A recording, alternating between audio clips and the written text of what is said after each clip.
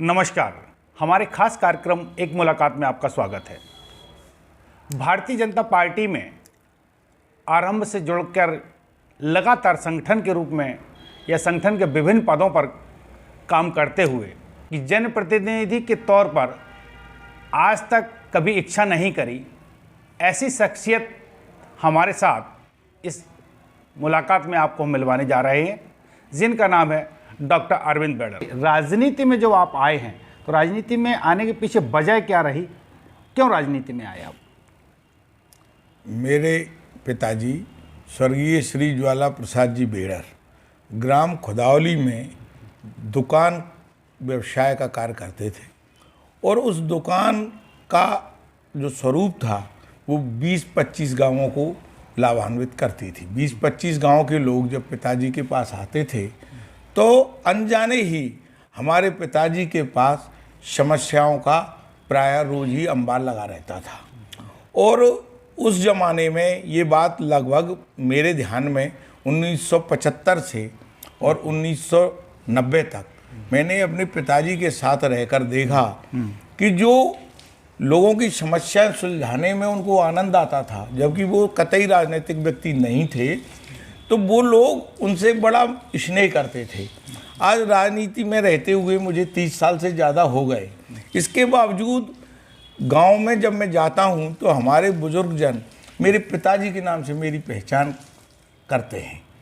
और मुझे कितना अच्छा लगता है कि पिताजी को एक्सपायर हुए 26 वर्ष हो गए, लेकिन 26 वर्ष बाद भी उन 25-30 गाँव के उस अंचल में मुझे बेड़र जी का लड़का कहा जाता है तो मन फूल के मेरा प्रसन्न हो जाता है। राजनीति में शामिल होने का मूल कारण यही रहा कि पिताजी के सानिध्य में स्वर्गीय भगवत सिंह जी यादव लगातार 15 वर्षों तक हमारे भवन, इसी मकान में, बेड़र भवन में रहे। उसी दौरान वो विधायक बने और उस समय तक मैं वयस्क हो चुका था, मेरी उम्र 21 वर्ष से ऊपर हो गई थी। उनका सानिध्य भी मुझे मिला और पिताजी के साथ उनके रहने के कारण वो हमारे पारिवारिक सदस्य रहे। उसके बाद मैं भारतीय जनता पार्टी से जुड़ा और 1990 से जब वो पहली बार विधायक बने तब से मैं सक्रिय रूप से भारतीय जनता पार्टी का कार्य करता हूँ और लगातार किसी न किसी पद पर 1990 से आज तक मैं भारतीय जनता पार्टी के विभिन्न पदों पर रहा हूँ। किसी न किसी को अपना आदर्श मानता है, उसको सामने रख के वो अपने उस पथ पर आगे बढ़ता है। तो हम ये भी जानना चाहें कि राजनीति में जो आप आए हैं तो किसको आपने आदर्श माना है? राजनीति में आने के लिए प्रेरणा स्रोत आपका कौन रहा है? मेरे प्रेरणा स्रोत या मेरी पसंद के नेता माननीय नरेंद्र सिंह जी तोमर शुरू से रहे। 1990 से लगातार मैं उनके सानिध्य में भी रहा हूँ, उनका स्नेह भी मुझ पर लगातार रहता है और उनका जो स्वभाव है वो मुझे बहुत अच्छा लगता है। इसलिए मेरे आदर्श के रूप में राजनीति में नरेंद्र सिंह तोमर जी हैं। 25 से 30 साल लगभग होने वाला है, लगातार आप संगठनों में रहे हैं, विभिन्न पदों पर रहे हैं, तो लेकिन आपने कोई चुनाव अब तक नहीं लड़ा है। इसके पीछे वजह क्या रही? क्या मौका नहीं मिला, पार्टी ने अवसर नहीं दिया, या आपकी इच्छा नहीं रही? यदि सही वजह हम जानना चाहें तो लगभग 1990 जब से मेरी राजनीति की शुरुआत है तब से राजनीति जाति गणित में उलझ गई है। और चूंकि मैं वैश्य समुदाय से हूँ, निश्चित रूप से वैश्य समुदाय का 4 या 5% वोट पूरी विधानसभा में होता है। और जब जाति गणित में उलझती है बात तो चाहे सर्वे कराएं, चाहे टिकट देने की परिस्थिति में रहें, उस समय विजयी होना एक प्रमुख कारण माना जाता है। और चूंकि कई बार नगर पंचायत के पार्षद के टिकट वितरण में मैं भी सहभागी रहता हूं, तो उस समय अपना आदमी सोचकर जब टिकट दिया जाता है और विजयी होने की कल्पना नहीं होती तो फिर हमारा व्यक्ति पराजित होता है। उस समय हमें बड़ी तकलीफ होती है, क्योंकि 2 प्रकार का नुकसान होता है। उस पद पर विरोधी व्यक्ति काबिज होता है और हम अपने के उसमें अपनी थोड़ी सी जो चर्चा है, पर चर्चा, वो भारतीय जनता पार्टी को नुकसान होता है। इसलिए जब निर्वाचन की बात आती है तो विजयी होने लायक व्यक्ति एक कारण होता है।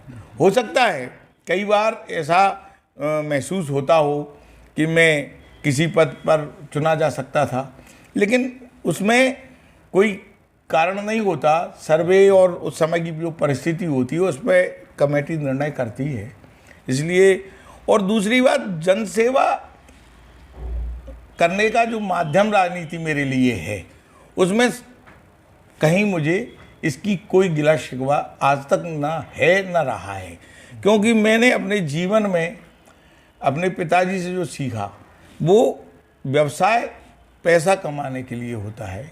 हमारे पास खेती है, उस खेती की आय हमारे परिवार के गुजर बसर के लिए होती है, लेकिन राजनीति सिर्फ सेवा के लिए है और राजनीति हमारा शौक है, सेवा का माध्यम है। इसलिए उसमें जनप्रतिनिधि बन जाना या पार्टी का पद रहना मैं समान समझता हूँ। जहाँ तक मेरे संज्ञान में है कि आपने डॉक्टरी की पढ़ाई की है और डॉक्टरी की पढ़ाई करने के बाद आपने उसको व्यवसाय के रूप में नहीं लिया है, प्रैक्टिस चालू नहीं की है, राजनीति की तरफ मुड़ गए हैं। और ये कारण है कि बहुत सारे लोग इस बात से अभी अनजान हैं कि शायद आप डॉक्टरी पढ़े हुए हैं, तो इसके पीछे क्या कारण रहा, डॉक्टरी की लाइन में क्यों नहीं जा पाए? मैंने 1987 में BAMS का कोर्स किया था और BAMS की इंटर्नशिप के बाद जब 1988 में मैं उससे निर्वृत्त होकर घर आया, उसके बाद मैंने 2 बरस तक प्रैक्टिस करने के लिए अपना क्लिनिक खोला।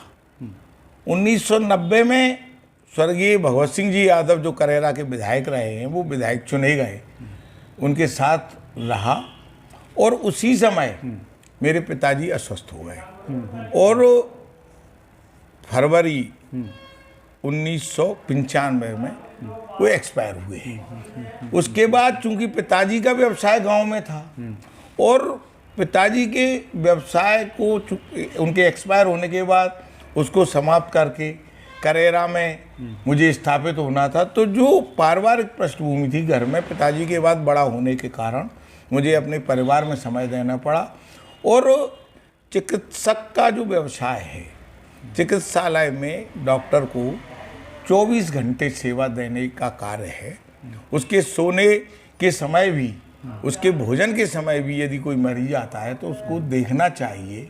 जब मेरे ऊपर परिवार की जिम्मेदारी आ पड़ी तो फिर चिकित्सा जैसा व्यवसाय करना मेरे लिए संभव नहीं रहा और चूंकि राजनीति भी मेरा शौक था तो वो दिशा मुड़ के राजनीति की तरफ चली गई। एक समय था जब शायद आपकी राजनीति में पदार्पण हुआ, राजनीति में एक तिकड़ी कही जाती थी, अतुल गुप्ता जी का नाम उसमें आता है, रणवीर सिंह रावत का नाम उसमें आता है और आपका नाम उसमें आता है, कि तीनों लोगों का एक गुट हुआ करता था जो करेरा की जो राजनीति है वो उसको तय करती थी। जब भी कोई चुनाव होता था तो आपका मैनेजमेंट जो होता था तीनों लोगों के हाथों में होता है रहा है। तो इस तिकड़ी को लेकर क्या कहेंगे, कैसे काम किया इस तिकड़ी ने? मेरे पिताजी की मृत्यु जो 1995 में हुई, उसके 15 दिन बाद ही स्वर्गीय भगवत सिंह जी यादव की मृत्यु हो गई। उसके बाद उनकी बेटी समाजवादी पार्टी में चली गई और भारतीय जनता पार्टी से रणवीर सिंह रावत को विधायक का टिकट मिला और वो विधानसभा में निर्वाचित हुए। अतुल गुप्ता सादगीपूर्ण थे, जैसा कि पहले भी चर्चा हो चुकी है। सर्वे के अनुसार ऐसा माना गया कि अतुल गुप्ता को भारतीय जनता पार्टी को नगर पंचायत अध्यक्ष का प्रत्याशी बनाया जाना चाहिए। उनको प्रत्याशी बनाया, काफ़ी मतों से के अंतर से वो विजयी हुए। और चूंकि जहाँ तक अतुल गुप्ता जी का प्रश्न है, वह भी व्यवसाय ठेकेदारी से अपना आय अर्जित करते थे और राजनीति उनके लिए सिर्फ सेवा का माध्यम थी। रणवीर सिंह जी भले ही विपक्ष के विधायक थे, लेकिन उनकी बहुत कम उम्र की आयु में विधायक बनने के कारण उनकी ललक राजनीति के प्रति थी। वो एक संपन्न परिवार के व्यक्ति हैं, उनके पिताजी, उनके बड़े भाई अपना घर का काम देखते हैं, तो वो भी लगभग पूरी तरह से जनसेवा में समर्पित थे। और जब भी कोई कार्य हाथ में लें और यदि आदमी की व्यक्तिगत आकांक्षा, महत्वाकांक्षा उसमें शामिल ना हो तो निश्चित रूप से उसमें सफलता मिलती है। और मैं तो बड़ा गर्व महसूस करता हूँ कि उस 1998 से लेकर और आज तक लगभग सभी चुनावों में, चाहे विधानसभा का हो, लोकसभा का हो, नगर पंचायत का हो, उन हर चुनाव में मुझे कोई ना कोई महत्वपूर्ण दायित्व दिया जाता है। निर्वाचन अभिकर्ता की जिम्मेदारी ज़्यादातर मेरे पास ही रहती है, या और भी जो कार्य हों। जब हम ईमानदारी से कार्य करते हैं तो प्रत्याशी कोई भी हो, पार्टी हमारी जानती है कि इस व्यक्ति को जवाबदारी मिलना चाहिए तो मिलती है, और मुझे नहीं लगता कि मेरी जवाबदारी में मेरे कार्य करने से कोई अप्रसन्न रहता हो। गुटबाजी भी कई बार देखी गई कि सिंधिया गुट अलग रहा है, जिनकी बात करें यशोधरा राजे की, नरेंद्र सिंह तोमर का भी गुट रहा है, जयवंत सिंह पवैया का एक अलग गुट रहा है। तो इन गुटों में सामंजस्य बिठाना एक बड़ा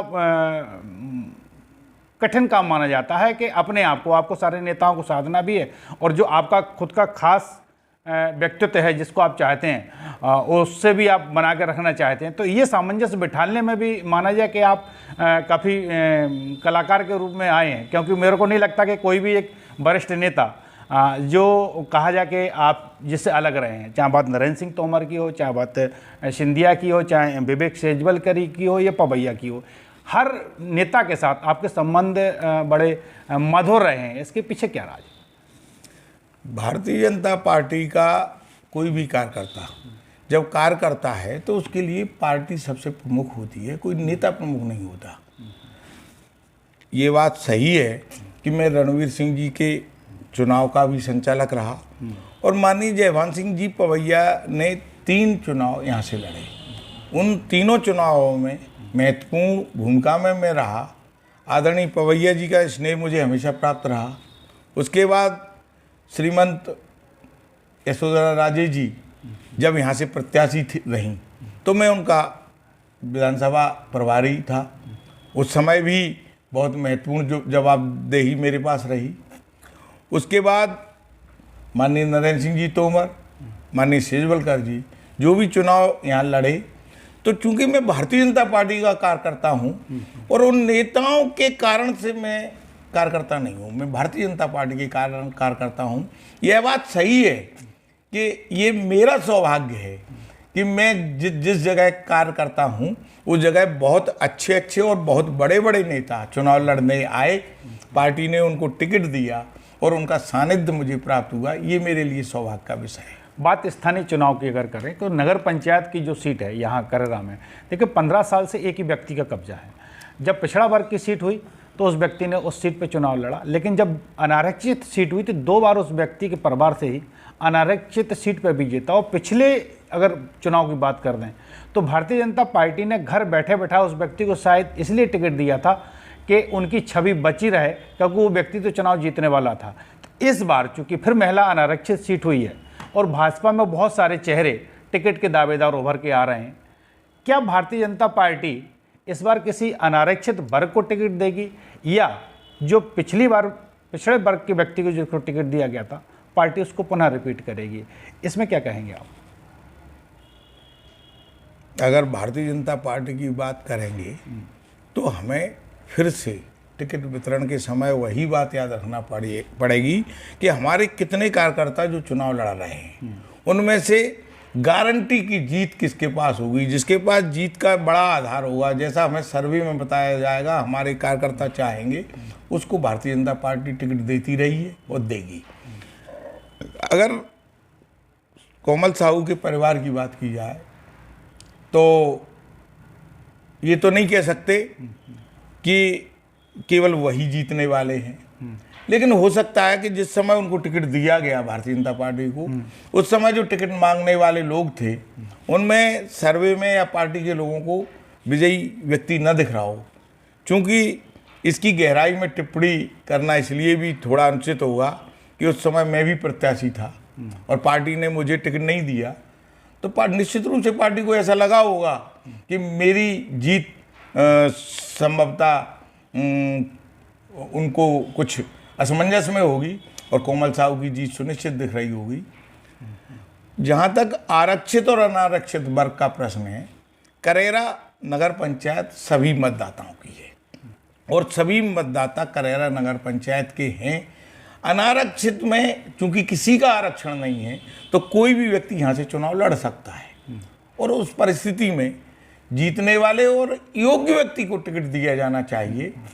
हाँ, इतना मैं कह सकता हूँ पार्टी के नाते नहीं, व्यक्तिगत नाते, कि जो करेरा का स्वभाव है वो ठीक व्यक्ति को चुनने का नहीं है। अभी विधानसभा उपचुनाव की भी आप चर्चा कर रहे थे, मुझे नहीं लगता कि ये ठीक चुनाव हुआ है, क्योंकि यहाँ करेरा विधानसभा और करेरा नगर का मतदाता किसी एक साधारण व्यक्ति को, किसी एक सेवाभावी या योग्य व्यक्ति की या विकासशील व्यक्ति के बजाय किसी ऐसे व्यक्ति को चुनना चाहता है जो सहज हो, सरल हो और जो सहज ढंग से लोगों से मिलता हो। उनका जबकि मापदंड विकास और योग्यता होना चाहिए। अब चूंकि जनता जनार्दन है, प्रत्यक्ष भगवान के रूप में हम जनता को देखते हैं, इसलिए टीका टिप्पणी करना उचित नहीं है। लेकिन यह बात सही है कि पिछले 15 वर्षों में करेरा का विकास प्रभावित हुआ है, और जब तक करेरा नगर का व्यवस्थित विकास नहीं होगा, करेरा नगर में कई सड़कें जिनको मुझे देखने में आता है इन 15 वर्षों में 3-3, 4-4 बार कंक्रीट डल चुकी है। ये निश्चित रूप से सरकारी धन की हानि है। एक बार सीमेंट कंक्रीट अगर डल जाए तो वो 20 वर्ष से कम आयु नहीं होती, क्योंकि उसका जो रेशियो होता है सीमेंट का वो इतना अच्छा होता है कि आज भी अतुल गुप्ता के समय हमने जिन गलियों में सीसी सड़क डलवाई थी, 22 वर्ष होने के बावजूद उन गलियों में आज भी वह कंक्रीट बरकरार है।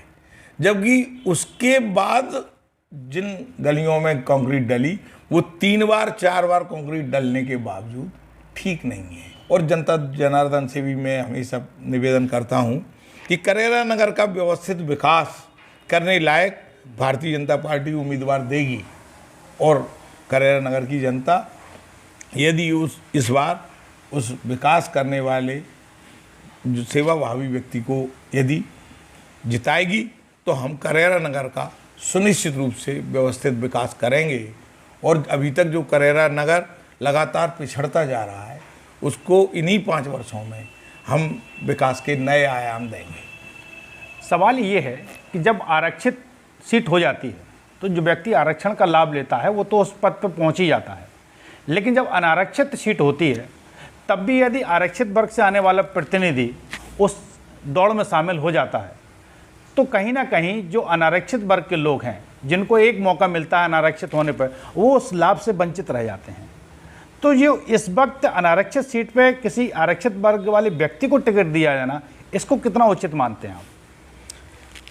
आरक्षण देने वाले लोगों ने तो विभिन्न जाति समुदायों में इस देश को बांट दिया है, लेकिन भारतीय जनता पार्टी का प्रयास ये रहे, हमेशा से रहा है कि हम जाति भेद नहीं करते। हमारे पार्टी का, हमारे प्रधानमंत्री जी माननीय नरेंद्र मोदी जी का नारा है सबका साथ, सबका विकास और सबका विश्वास। चूंकि जीत आंकड़ों से होती है, इसलिए अच्छे आंकड़े जिस व्यक्ति में आए, और भारतीय जनता पार्टी की गद्दी तो विक्रमादित्य का वो सिंहासन है, उस पर जो बैठेगा वो न्याय करेगा।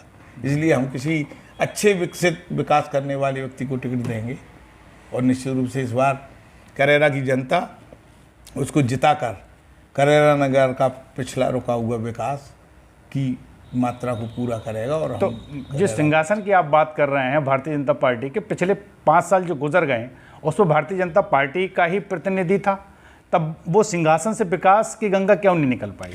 हजारों लाखों परिस्थितियों में कभी कोई हादसा होता है। आप इन 5 वर्षों को भारतीय जनता पार्टी के हादसे की तरह मान लें। निश्चित रूप से उस सिंहासन पर दाग लगा है, ऐसा मैं मानता हूँ।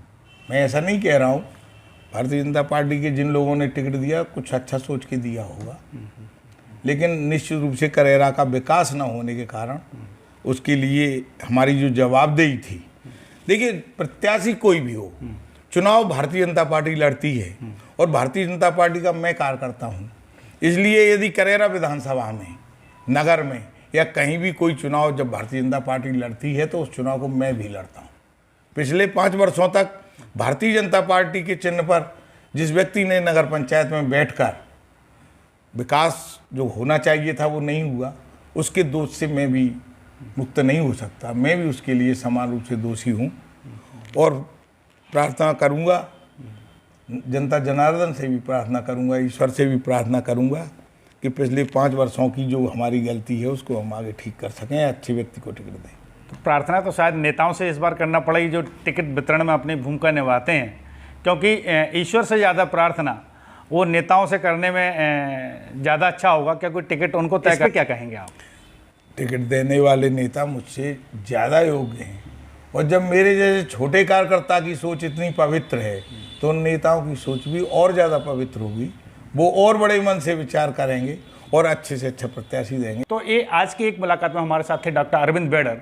इनका कहना था कि पिछले जो 5 साल गुजरे हैं कर्रा के लिए, निश्चित रूप से वो कहीं ना कहीं दुखद हैं, क्योंकि यहाँ विकास जिस हिसाब से भारतीय जनता पार्टी की विकास की सोच है उस हिसाब से विकास नहीं हो पाया है। और इस बार पार्टी ऐसे प्रतिनिधि को वो लेके आए, ऐसे व्यक्ति को टिकट का वितरण करेंगे ताकि कर्रा का विकास, नगर का विकास यहाँ हो सके। भले ही अरविंद बेड़र ने किसी जनप्रतिनिधि के रूप में अभी तक किसी पद को या किसी मुकाम को हासिल नहीं किया है, लेकिन संगठन में इनकी भूमिका लगातार रही है। भारतीय जनता पार्टी के जिला उपाध्यक्ष भी रहे हैं और जितने भी यहाँ लोकसभा, विधानसभा या अन्य निकायों के जो चुनाव हैं उनमें भी इन्होंने महती भूमिका अपनी अदा की है। अगली एक मुलाकात में नई शख्सियत के साथ फिर आपसे रूबरू होंगे। तब तक के लिए दीजिए इजाज़त। कैमरा सहयोगी संजीव साहू के साथ नरेंद्र तिवारी, जन पहल न्यूज़,